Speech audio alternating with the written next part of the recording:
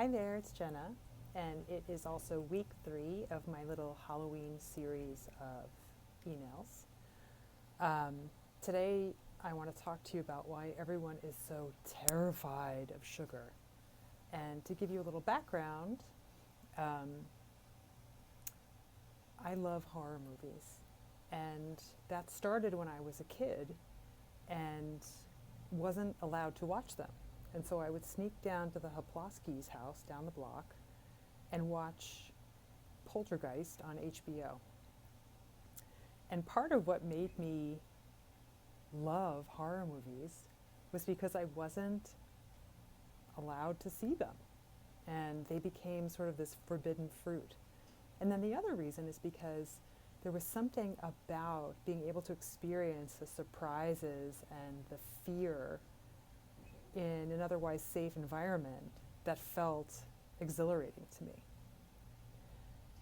And I realized, thinking about this and as it regards to, as it relates to sugar, which is the current scary food, wasn't always that way, is that a lot of people don't feel safe.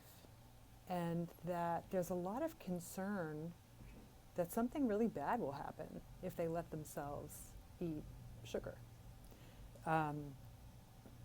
I was teaching a body awareness class for a group of dancers at Pace University the other day, and I gave my spiel on intuitive eating and mindfulness, and then one of the questions at the end of the class was about sugar.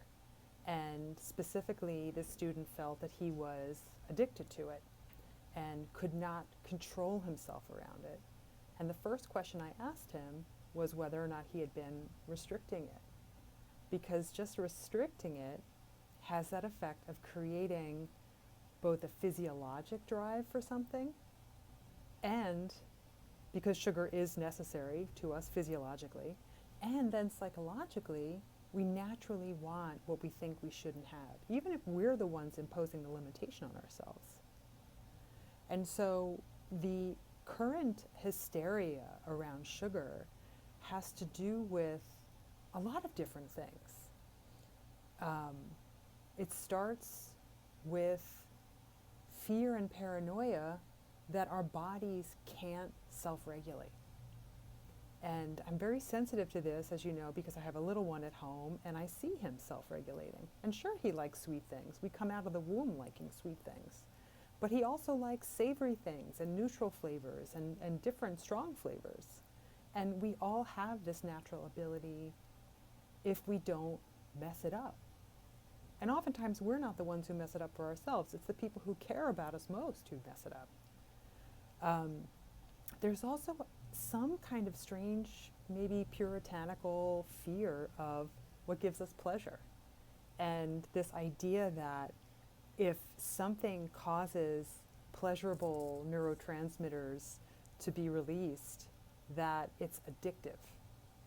But from what I read of the literature, the evidence for sugar addiction or food addiction does not stand up. There is no chemical dependency created. If anything, it is a behavioral addiction in the sense that we have a natural desire for pleasure.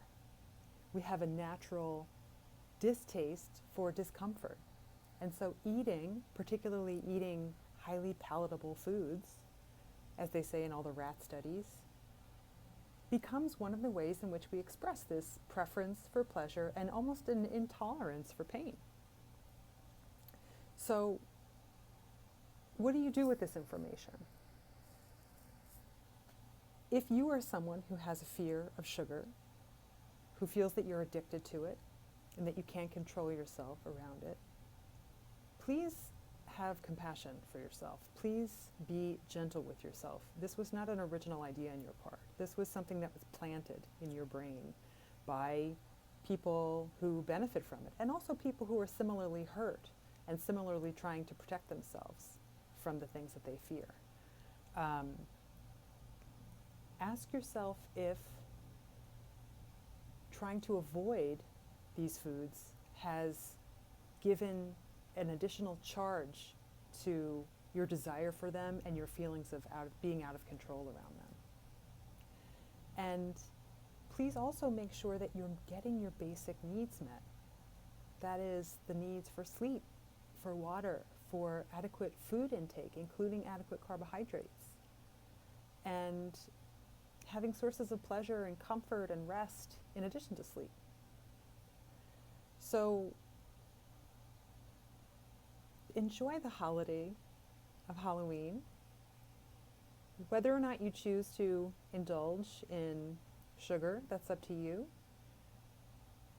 But I do welcome your thinking about this slightly differently and just opening up a little bit of space around this idea so that it can start to become a little less terrifying. You got this. You can handle this. And I'll see you next week to talk about what's really scary. Okay?